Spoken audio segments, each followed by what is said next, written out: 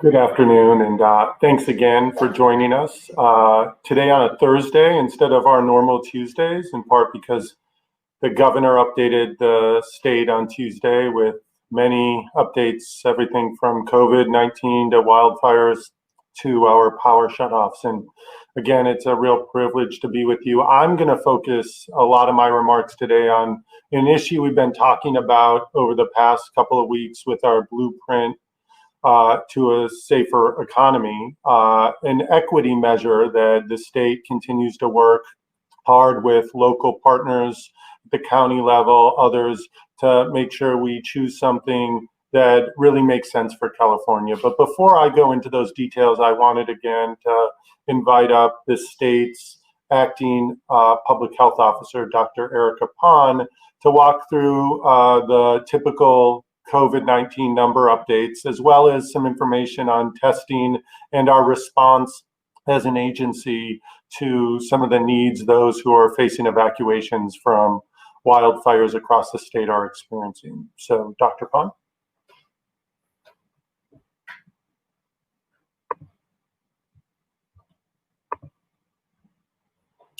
Good afternoon. Thank you very much, Secretary Ghaly. It's wonderful to be here this afternoon. So I will start to give a little bit of an overview of our numbers for today. So as of September 9th, we have 3,338 new cases here in California. Our 7-day average is 3,670. There are encouraging trends that are ongoing with this. This is definitely a decreasing number over time. As far as our total tests, our 7-day average of tests is 103,724, and I'll be showing you in a few slides forward what those trends are looking like. Our 14-day test positivity is 4.0%.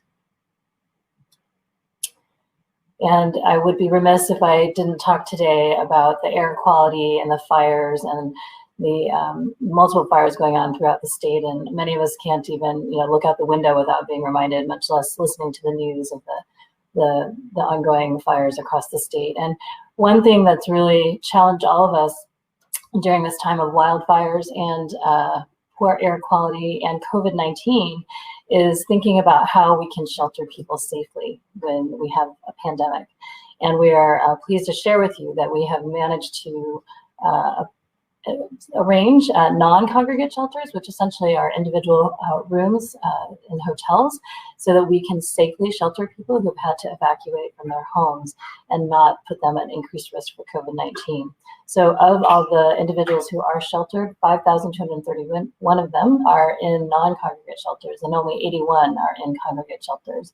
And again, this is really a way we are able to get people safely in a couple different ways and not put them at risk for COVID-19. And we also just want to take this opportunity to remind people that this is not a time to let our guard down. We are, of course, in the midst of many difficult situations here in the state, and again, with the poor air quality. But this is not a reason to gather indoors. And I know we've had a lot of guidance about doing things outdoors when we do have good air quality. And now we have this unfortunate situation where we need to be indoors because of air quality in many parts of our state. But we do encourage you to remain indoors and with your household members, but this is not a reason to gather indoors. I also want to turn now to talk about testing here in California. So this is absolutely critical to our continued response to COVID-19, and we as a state are really seeing testing as a priority. We want it to be accessible, it needs to be timely, and we want to see equitable testing.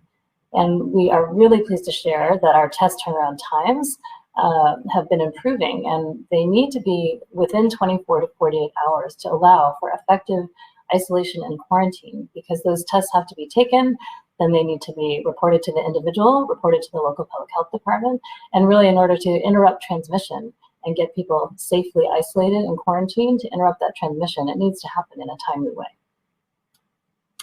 So laboratories across the state have been reporting results, and we are very pleased again to say that now 66% of the results we are seeing are reported within 1 day, and 88% of our results are being reported within 2 days. So that overall turnaround time average across the state is 1.3 days. So this is huge progress. Many of you remember we were seeing long delays several weeks ago, and again, we've made a great deal of progress with this. We've also launched our testing turnaround time dashboard, which is now available. at testing.covid19.ca.gov, which will be updated weekly. Wanted to just show you a flash of what that looks like. So I already covered most of the information at the top of this slide. And again, you can see we've seen improvements of 13% on our turnaround time within 1 day. And again, almost 90% of our turnaround times are within that 2-day window that we're looking for. And you can see on the lower graph a trend. Again, we have seen some decreases over the last few weeks. I think this is a combination of many things. I think certainly the fires and air quality have led to some of this, but I think as we've seen decreasing cases across the state, again, this is encouraging that we are seeing good trends, but I think there's less interest. And it's also a time we're really thinking thoughtfully about how we can change now that we have improved turnaround times and we have more testing capacity, especially more on its way. We really need to think more about what we would sometimes call surveillance testing, and really thinking about how not just to find cases that are symptomatic or cases that are known to be in a high-risk setting or situation, but really thinking about how do we prevent cases and outbreaks, and how do we continue to find cases, especially with this challenging disease where people often have infection and don't have symptoms, and where do we look for them and look for them strategically and use our testing statewide to do that. So we're working on some frameworks around that to really update our prioritization scheme. Last updated that several weeks ago, and we're re-looking at that, and we'll be issuing an updated prioritization soon, given again our improved turnaround times and improving trend rates on cases. But we want to make sure, again, we're not letting our guard down, and we want to continue to find cases and prevent and interrupt transmission here in the state of California. So with that, I will turn things back over to Secretary Ghaly.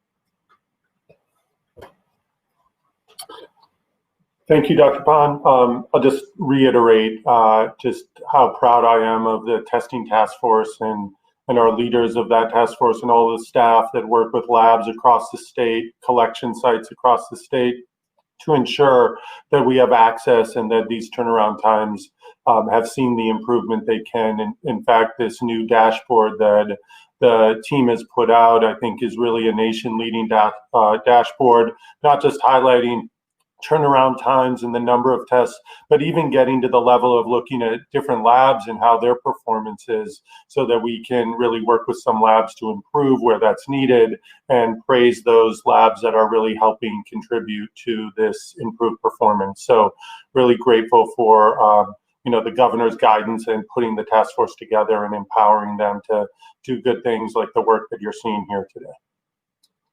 So as I mentioned at the top, wanted to spend some time talking about our new blueprint, which we've now announced 2 sort of rounds of reporting periods, these revised criteria that allow us to loosen and tighten restrictions on activities based on a couple of simple metrics that we've used for a long time. These are the test positivity rates, the adjusted case rates, and what is a forthcoming equity metric.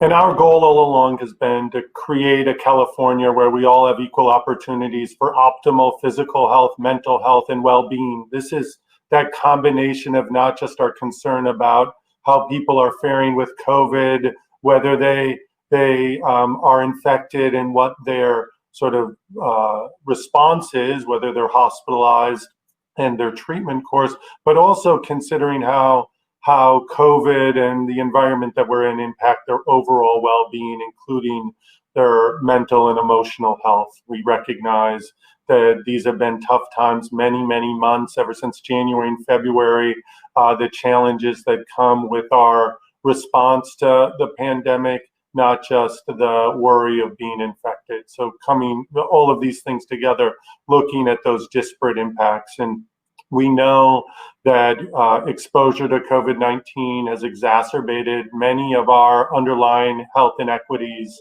especially among underserved and marginalized groups, and really have seen the intersecting of factors like race and economic inequalities that cross-cut across many of the COVID-19 data points that we share with you on a very regular basis. We know that COVID has had a disproportionate impact on the groups listed here: individuals with underlying health conditions, older Californians, those in the essential workplaces like our agricultural industry or factories and manufacturing plants, restaurants and grocery stores as well. We've talked about the impact on communities of color, and particularly Latinos and Black Californians, persons with disabilities and functional needs, and immigrant populations across the state. All have had a disparate impact of COVID-19, and one that the state has, in an ongoing way, been working hard to commit to reducing some of those disparities that we've seen. As I mentioned, cases and deaths are more common among Latinos across all age cohorts. Frankly, the group of Californians most impacted, really 60%, nearly 60% of our cases in California have been among Latinos. Nearly 50% of the deaths among Latinos, yet they make up just shy of 40% of California's population. So you see, as a general 60, 50, 40, that impact is not insignificant and something that the state continues to work with partners across our counties to focus on. Deaths are more common among Blacks, particularly in the lower age groups and in the 65 and plus age group, wherein we see most of the deaths experienced across COVID in older Californians. Among Black Californians, we see a disproportionate share of younger people who are dying. Native Hawaiians, Pacific Islanders also have higher case rates and deaths. And over the last week or two, noticing increasing cases among other Asian populations in the state. So again, a disease that really knows no bounds and really has an affinity and higher infection rates among some of our communities of color across the state. Achieving health equity requires us to prioritize resources. It doesn't happen by accident. Actually, the opposite usually happens if we don't make these prioritizations and resources. And we need to target those resources to our disproportionately impacted populations, as I've mentioned. Racial equity, which I and a number of colleagues talk about on a regular basis, thinking about racial equity in health, really this concept where conditions are achieved where race no longer predicts your outcome with health, and that conditions for all groups are improved. And so we work with a commitment to racial equity to really reduce those disparities and differences between racial groups' experience with COVID-19. But really, this has been worked on for decades when it comes to diabetes and heart disease, strokes, Alzheimer's, other conditions where we see increased prevalence among different racial groups as a whole. So to give you a closer look, the state is working with our county partners and other leaders with experience in thinking about addressing health disparities, to not just look at each county with their overall test positivity, but also looking at it at the community level. For example, considering a comparison of test positivity in some of the higher income communities in a county versus the lower income communities, and then using those comparisons to work with counties to narrow the gap between those communities. This may require increasing testing in some of the lower income communities above where it is today, and working to bring culturally competent contact tracing and supportive isolation in levels that we don't have today, all in order to close that gap and allow all Californians to experience a better chance of not only not getting infected with COVID-19, but having better outcomes if they do. Before I end and turn this over to the many folks with questions, I just want to take a moment to remind you that the simple acts make a big difference. We talked now for months about wearing a mask, and I think each week I'm impressed by the new literature in the medical community demonstrating the benefits of wearing a mask. Not only does it help many people not get infected, that when they do they have very little, if no symptoms at all, and they do a lot better. So wearing that mask, as we've said the last couple of weeks, not only protects others around you, but really does work to protect you as well.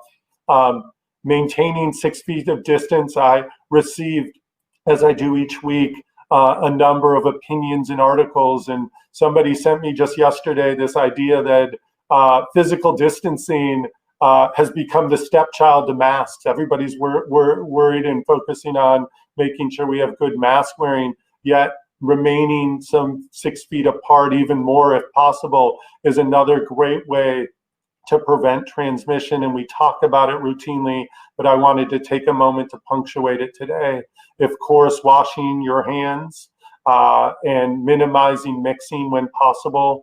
As Dr. Pond mentioned, with poor air quality and frankly, the opportunity when you're being evacuated to maybe seek shelter at a friend's house who you haven't seen in weeks, maybe even months, and having that opportunity to do it safely, wearing your mask, making sure you're staying with your household, making sure you're not sharing the dinner table, sharing utensils. If you can have your own bathroom, that's great too. All of these things are steps to reduce the risk of transmission during a time where we're already facing some real difficulties statewide. I'll remind you that the number that Dr. Pond shared of the number of people sheltered, just over 5,000 in hotel rooms across the state. Those are the folks that the state and counties and the Red Cross support to find that shelter. But that usually makes up under 5% of the total number of people evacuated.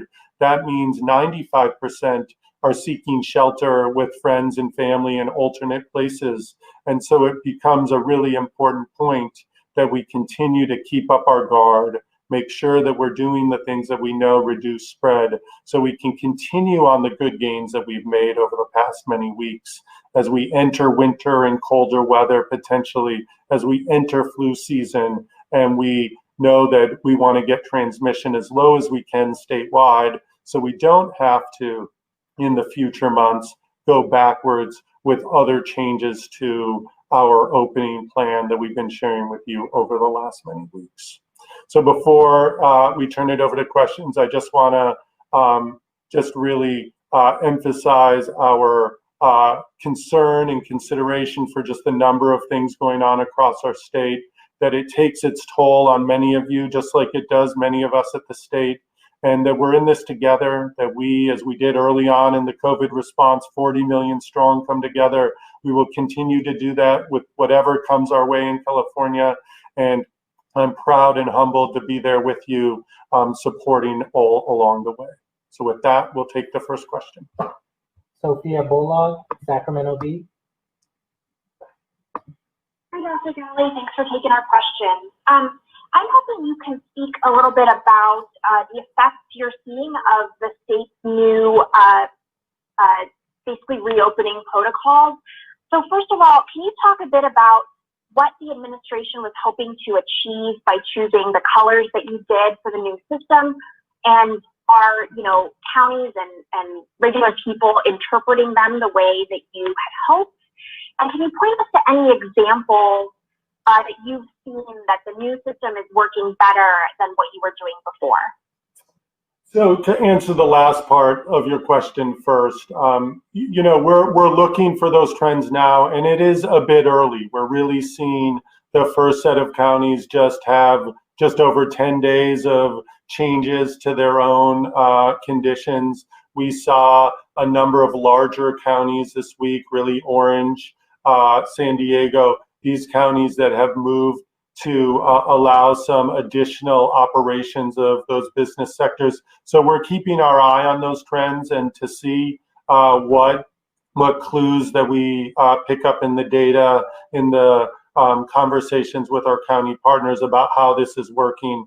I think overall our goal, as we said before, was 4 tiers, much more simple, straightforward to track rather than 58 different approaches county by county across the state. An understanding of what it takes to meet each tier's thresholds, a sense of how long a county will remain in a tier before they can move to the next one. All of those concepts are being more normalized across our county leaders, with business leaders. So I think increasing understanding of how the system works. What we really tried to achieve was to make sure that we went slow and stringent, that we had rigorous rules around what allows you to move when and where, and that we were going to be patient. And of course, there's a number of Californians asking us to go a little faster, others who say, are you sure this isn't too fast? So we're working through all of those conversations, taking that feedback, but so far really sticking to the system that we've seen.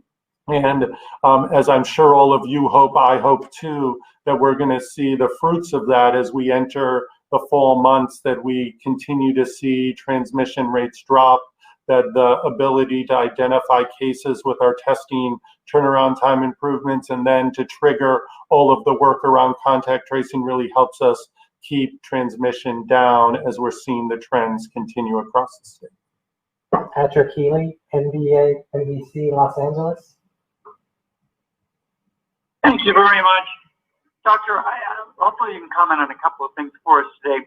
Number one, the new UCLA study that looked at reports of coughing that became very elevated in December and continued elevating, the conclusion being that means COVID was spreading in the community here, or at least had come back from overseas, perhaps sooner than we realized. Is that consistent with your understanding of the timing? And the second question would be, Los Angeles City and County yesterday encouraged its citizens to download a contact tracing app called Citizen Safe Pass. Are you familiar with that? And will the state be recommending residents in the entire state go ahead and download that app? Thank you. Yeah, great questions. Thank you for both of them. We have all along been looking at when we might have seen the first signs of COVID in California. I'll remind you that California had the privilege of helping thousands of Americans come back from overseas, whether it was by ship or by plane. We did the repatriation efforts out of Wuhan. We did many other efforts to bring Americans home. So our consciousness has been around COVID for quite some time. We knew early on that there were some early deaths where autopsies showed potential COVID infections in the month of January. So I can't speak to whether we are convinced yet today that it was milling around California in December, but we're open to that and hope that our response was as timely as we think, and believe that as increased transmission started, that California was there with early stay-at-home orders compared to the rest of the nation that really allowed us to address the situation locally in a very aggressive and thoughtful way. As for the Citizen app, we've at the state been talking to many developers of apps that help exposure notification and support some of the contact tracing efforts. I will lead by saying that any of these apps are meant to be augmentation tools. They are not meant to replace contact tracing tools. That there's been a great deal of investigation both at the county level and the state level. Citizen, I know, is an app that is already widely used in Los Angeles. That's my home county, so I know friends and others who have downloaded the app even before its utility around COVID. I think it's exciting to consider the benefit of this augmented technology to help us curtail the spread of COVID. But I think there's still questions that remain on how accurate it will be at identifying close contacts and whether it can get the information in a timely way and an accurate way in the hands of people to use it. So I'm excited to see this trend in California, frankly, across the nation, across the globe, to understand if these technologies will in fact benefit us.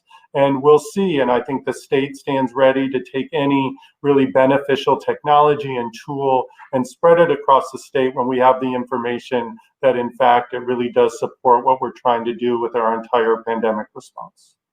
Don Thompson, the Associated Press. Good afternoon. A couple of child-related questions for you today. Los Angeles County is recommending against door-to-door and car-to-car trick-or-treating this year.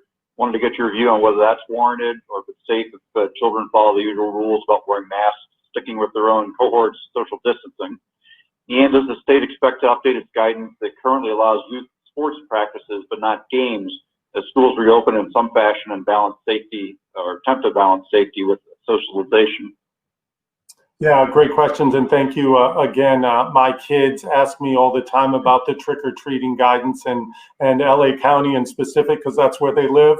They wonder the same. The first thing I want to commend the county for really coming out and stepping in front of something that is on all of our minds as we move out of summer and into the season of celebrating many things in the fall with the holidays coming up, with religious holidays really right around the corner, and Halloween, of course, for young kids, really a highlight of the year. I think there's no doubt that we're going to have a very different holiday season, and preparing our communities, being thoughtful about the recommendations, being cognizant of the level of transmission are all things that we need to have in place. And the state is beginning conversations with or continuing conversations, I should say, with local partners to develop thoughtful and consistent guidance. I will just say on Halloween, certainly the way we've trick-or-treated in the past is not going to be the way that it's done this year. It may, in fact, be the safest thing not to do it the way we've done in the past or at all. And I think we're working hard to come up with good, clear, and consistent guidance while recognizing the important role that Halloween and other events really play, not just in our memories and creating, memories for our children, but really the psyche of our entire community. And I appreciate the question because it's something that has been squarely on our mind. Angela Hart, Kaiser Health News. Thank you, Secretary Ghaly. I actually had a question for the exact same question I wanted to put forward to you, as well as Dr. Pan. I just wonder, given the fact that yet another health officer has left as recently as yesterday, I just wanted to ask both of you if you feel that, Dr. Ghaly, from the state perspective, the state has done enough to support local health officers, both in terms of resources as well as clear guidelines. And then I wanted to ask Dr. Pan to answer the same question, given your experience in Alameda County as one of the local health officers, now steering, the response at the state level. Sure, I'll have Dr. Pan come up in just a moment. But the first thing to say is you cannot see the news of yet another and actually a few health officers in the state leaving their positions. And I think it just underscores how hard these jobs are in this moment, where so much of the county's decisions are really resting on their shoulders, that there's complexities, that it is really following the science and sticking to what we believe are strong public health principles and public health messages is hard to do. And we understand the tensions. We experience them in our own households. I'm sure Dr. Pan will talk about a bit of her experience in Alameda. And the state is continued to be committed. We hear the outpouring from communities to do more, and we consider that all the time. And there's a lot of work being done to make sure that we line up our own communications and work to keep people informed so that hard decisions don't become harder because of communication difficulties or other things where we aren't in sync and aligned. There is no doubt that at the state level, what we balance here from a public health perspective is really the collection of the needs across 58 counties, and that's different than what's happening in some of our local areas. So we have worked hard to make sure that that balance is both elegant and respectful, and have improved over time, making sure that our communication is tighter. So we look forward to continuing to do more to support counties, to support their own health officers, and plead with everybody who's tuning in or thinks about this issue to really work to support their health officers, to follow their advice as it's put out, and to enter into dialogue that's constructive around things that you hope to see changed and ask the questions of why this or why that. And I think that healthy dialogue not only supports the role and the expertise that they bring, but allows them to do their job in the best way that they can across the state. So with that, I'll have Dr. Pond come up and share a few ideas as well.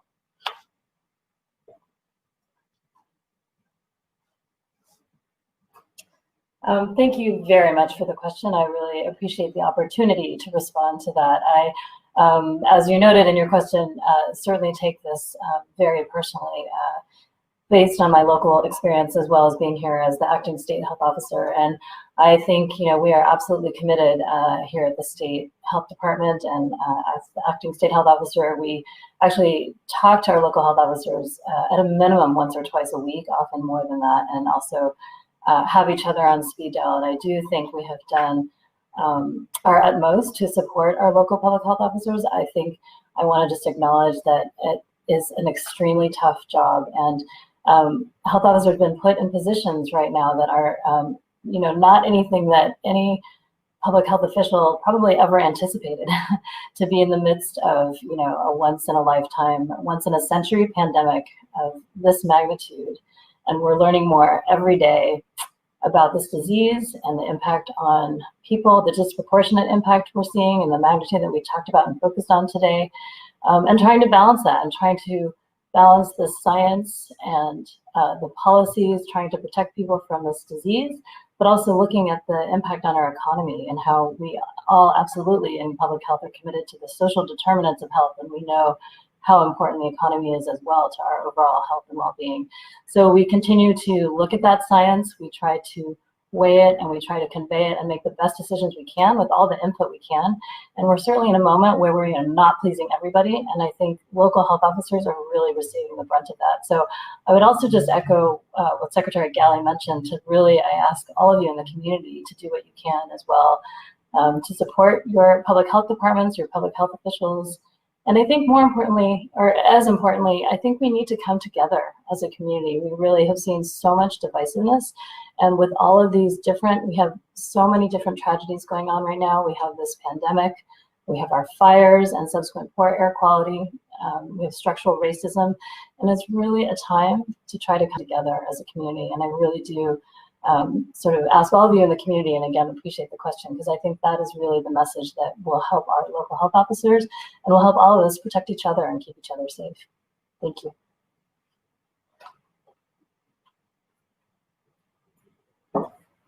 David Rosenfeld, LA Daily News. Hi, good afternoon. Thank you so much for taking my question. I'm in LA County, and I was wondering, in regards to the health disparities that you're talking about, sort of augmenting the metrics a little bit, I wonder if you think that would has a chance to delay reopening in LA County, and just because we have so many, such big population and a lot of minorities, and we have quite a bit of health disparities here. And also related to that, if there is a chance, do you think that at some point parts of LA County, since it is so big, could reopen faster than others, or is it important to keep that as a uniform policy? Thanks. Yeah, to your second question first, thank you for them. And lots of people are asking about LA in specific, 10 million people big. We have the county construct across the state, and we have entertained a lot of questions about dividing counties up into different sectors, and so far have really determined that the best thing for us to continue to do is to treat a county as a whole. So at the moment, LA County will be LA County, just like its neighboring counties themselves will remain whole counties. In terms of your question around whether our application of an equity metric will delay or slow LA from moving, I, as a resident and knowing the public health leadership there, believe that it won't, that the county will continue prioritizing some of the work that this state is calling on all counties to continue to prioritize.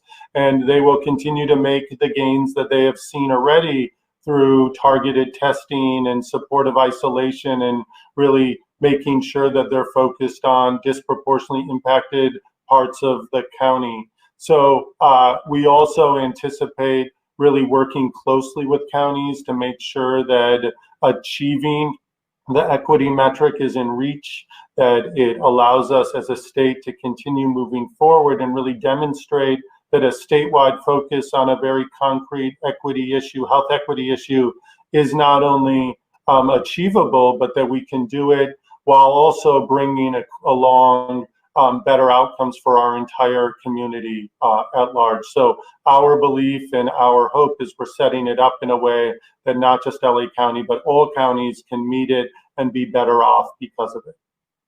Will Pichelle, Mother Jones Magazine. Hi, thanks so much for taking the time. Just a couple of quick questions. First of all, is there concern that the wildfires could stymie the state's ability to monitor the spread of the pandemic in certain geographies if testing sites are closed due to the wildfires? And then additionally, I was wondering if testing would be made available at wildfire evacuation sites, and what happens if someone at a congregate shelter has a fever? Where would you send them then? Yeah, great questions. So we have long been concerned, even before wildfire season started, and this one is a little earlier than people anticipated, wondered how evacuations and impacts on testing sites might actually impact our ability to control the pandemic and transmission and spread. And we believe, of course, that certainly the level of disruption and mixing that happens with evacuations and the response could indeed impact transmission. We emphasize and hope that some of the same rules or ideas of wearing your mask and staying 6 feet apart and not mixing when you can avoid it are going to be the same tools that allow us to get through these hard events without having surges in cases. As far as it goes with testing and making testing available at some of, especially congregate shelters, when appropriate, we would make it available, meaning if we're seeing a cluster of people with symptoms or any concern for increased infections, either we'll bring the testing to the shelter or really advocate and work to get people tested in another way. And we say, as we always do through screening processes at the shelters, that if anyone's experiencing symptoms or having any other concerns that they've been exposed to COVID, that there's ways to facilitate testing to get that information in a timely way so the right actions can follow. So all of that is in place, and as shelters pop up and close down, we move that information around with where the need moves to as well. Spencer Castillo, Voice of OC. Hi, Dr. Ghaly. Thanks for taking our question. Mine's kind of specific to Orange County, but kind of overall also. And back in the Memorial Day reopening, when restaurants and bars and things like that opened up, the county shortly after saw a big spike in cases. And I know, counties are aiming to be on certain tiers of this new list, the new guidelines for, 3 weeks at least before moving to another one. My question is, if health officials notice a spike, with the quick testing turnaround now, and they're able to quickly contact trace, say, hey, I've seen a large spike in like movie theater transmission or restaurants, instead of moving back down to like say tier purple, we're in tier red right now, would state health officials step in and, recommend or close down restaurants or movie theaters or gyms, wherever the major outbreaks are occurring? Yeah, really excellent question. Thank you. A lot of focus has been on how you move forward and not so much conversation about what might be required or seen before a county moves to a more restrictive tier. So the idea would be that the state, through CDPH and Dr. Pond's leadership, would really engage with our local partners to understand what is driving transmission. We hope that cases that have come down, as we see them increase, that the county's ability to do contact tracing on more immediately identified cases, because turnaround time is there, will help cut down the potential for really unmitigated, uncontrolled transmission and surges. So the whole idea and theory of the case is that you use those tools to really prevent large spikes, not just address them. And as counties do that, we hope especially in large counties, being able to pinpoint where those activities and potential spread is happening, that they can blunt the impact and not see the data point to the need to return to a higher or more restrictive tier. That said, we're committed to having conversations with our local partners to understand the different nuance, the different local conditions that might have driven a county to see an uptick, and understand how that's been managed, because our entire commitment is not just slow and stringent moving forward, but really thoughtful in reapplying any more restrictive conditions. So our population, our business owners can continue to rely on moving slowly but forward rather than moving forward and then back again down the road. Final question, Leanne Melendez, ABC7, San Francisco. Thank you. Dr. Ghaly, the Bay Area, specific to the Bay Area, has shown counties that have seen progress and could move to the next level. With regard to Alameda County, Marin County, which are very close to moving to red, San Francisco is already red. And you have said that schools can reopen for in-person instruction after 2 weeks out of the purple tier. What is the likelihood of counties such as Alameda, Marin County, San Francisco, in the Bay Area, what is the likelihood that school districts will allow schools to reopen? So excellent question. And just to reiterate, yes, indeed, what we've said is once in the red tier for 2 weeks or longer, the ability to make the decision at the local level between public health and school districts to bring in-person instruction back is available. And counties across the state are taking advantage of that and making plans around that at variable degrees. I think these are complicated conversations. What we've said as a guiding principle is we want to make sure students, staff, teachers, and the entire school community not only is safe, but feels safe when returning. So I think there's a number of complexities that every school district is working through, not just what is the right time, but do they have the resources and connections around testing or other supports to make sure that if there are cases or concerns that they can address them right away. I am not personally sure what the exact stances of the conversations in San Francisco, Marin, Alameda are exactly, but I'm sure that officials there are deeply thinking through what the right timing is once that permission through the red tier is allowed. I think one of the reasons the state put together an intentional testing strategy to bring quite a bit more volume of testing to the state was to give schools another tool to feel confident in their reopening plans, not to hasten it in any way or slow it down, but just to provide another tool so when those principals are coming together to make these decisions, they have all they can to make the best decision they can.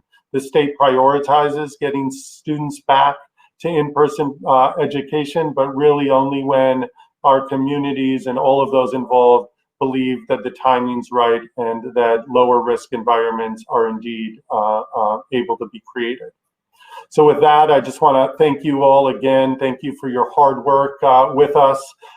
Again, reiterating the really elegant answer that Dr. Pond gave, that we really all, this is a time to come together. California has rarely seen the confluence of conditions that we're seeing today. And it's really a moment not to be divisive, but to come together and move forward together in all of the support that we can give you and that you can give us so that we see ourselves on the other end of this a stronger and better state.